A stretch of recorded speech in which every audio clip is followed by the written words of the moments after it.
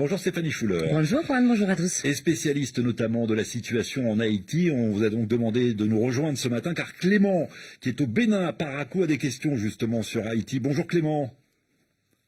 Bonjour Juan. Soyez le bienvenu. Bonjour RFI. Nous vous écoutons avec Stéphanie Schuller. Oui, j'appelle en direct de Parakou au Bénin. Oui. Et j'ai une préoccupation. L'émissaire des États-Unis en Haïti a démissionné pour dénoncer l'expulsion des migrants haïtiens. Alors ma question est que Daniel Foote, qui c'est comme ça on l'appelle, a également condamné l'ingérence des États-Unis dans la politique haïtienne. Sur quel fait appuie-t-il exactement? Oui, démission surprise, effectivement, de l'émissaire des États-Unis, nommé il y a seulement 2 mois, Stéphanie Schuller. La lettre de démission de l'émissaire spécial des États-Unis en Haïti a fait l'effet d'une bombe la semaine dernière. Oui, et pour cause, Juan, c'est la première fois qu'un haut fonctionnaire américain encore en service critique l'ingérence permanente des États-Unis en Haïti. Alors je vais vous donner quelques exemples et sachez-le Clément, cette liste est loin d'être exhaustive. Prenons par exemple l'élection présidentielle à la fin de l'année 2010, quelques mois seulement après le terrible tremblement de terre. Selon les autorités électorales haïtiennes, 2 candidats se qualifient pour le second tour. Il s'agit de Jude Célestin et de Mirland Maniga. Ce résultat ne plaît pas à Washington, qui dépêche une mission de l'Organisation des États américains sur place, officiellement pour des soupçons de fraude. Un recomptage des voix est entrepris dans la plus grande opacité. Au final, Jude Célestin est évincé du second tour au profit d'un certain chanteur dont vous connaissez très certainement le nom. Michel Martelly. Exactement, Michel Martelly. Et c'est lui qui emportera finalement la présidentielle, alors que initialement il n'était même pas au second tour. Et dans les années qui suivent, Stéphanie Schuller, les États-Unis soutiennent Michel Martelly coûte que coûte. Et ça, alors que le nouveau président haïtien ne respecte pas les échéances électorales, notamment, il remplace les maires dont le mandat est arrivé à terme par des agents intérimaires qu'il choisit lui-même. Et en janvier 2015, la crise institutionnelle monte encore d'un cran. Faute d'élections organisées à temps, les mandats des députés cette fois et de 2/3 des sénateurs touchent également à leur fin.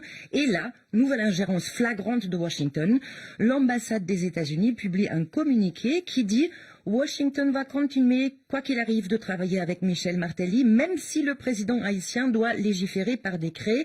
C'est un affront énorme pour les élus qui, à ce moment-là, sont encore en poste.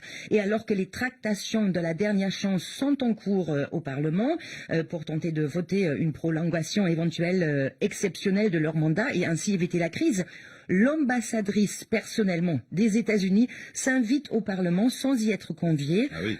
Je me souviens très bien de cette scène, j'y étais. C'était un scandale absolu et cela montre très bien que Washington ne porte pas la souveraineté d'Haïti en très haute estime. Est-ce qu'on imagine par exemple l'ambassadeur des États-Unis débarquer dans une session de l'Assemblée nationale à Paris? Oui, Non, bien évidemment. Non, Voilà. évidemment. Et ce soutien américain, Stéphanie Schuller, s'est poursuivi durant la présidence de Jovenel Moïse. Absolument. Washington faisait même partie des rares appuis de ce chef d'État sous lequel, comme vous le savez, la situation politique, économique, sociale et surtout sécuritaire s'est dégradée comme jamais auparavant en Haïti. Après l'assassinat de Jovenel Moïse, c'est le Core Group, vous savez, ce groupe qui regroupe les pays, entre guillemets, amis d'Haïti, avec là encore à sa tête les États-Unis, qui a installé le Premier ministre Ariel Henry au pouvoir, alors que son prédécesseur, Claude Joseph, semble également tenir à ce poste. La liste est donc longue, Clément, mais pour faire court, toutes ces actions américaines ont laissé des traces dans la société haïtienne. Aujourd'hui, par exemple, beaucoup d'Haïtiens ne veulent même plus voter. À quoi bon si, à la fin, c'est Washington qui décide? Oui, voilà quelques exemples de l'ingérence des États-Unis en Haïti. Il n'y a pas que les États-Unis qui s'ingèrent dans la politique au quotidien en Haïti. Vous avez une dernière question, il me semble, Clément? Oui, il y a une dernière question, Juan. Washington a-t-elle réagi à cette démission? Y a-t-il eu des réactions aux États-Unis, Stéphanie? Alors pas pour l'instant, pas de grandes réactions pour ce que a fait en fait l'administration Biden, c'est de démolir l'image de ce diplomate Daniel Foote, pourtant assez chevronné. Mais c'est quand même aussi après le départ de cet émissaire que le président Biden a fait 2 annonces. Premièrement, l'utilisation des chevaux pour sécuriser la frontière américaine est suspendue jusqu'à nouvel ordre, et les gardes frontières responsables des violences contre les migrants haïtiens vont devoir payer pour leurs actes, mais pas encore d'annonce concrète et probablement il n'y en aura pas sur la politique américaine en Haïti.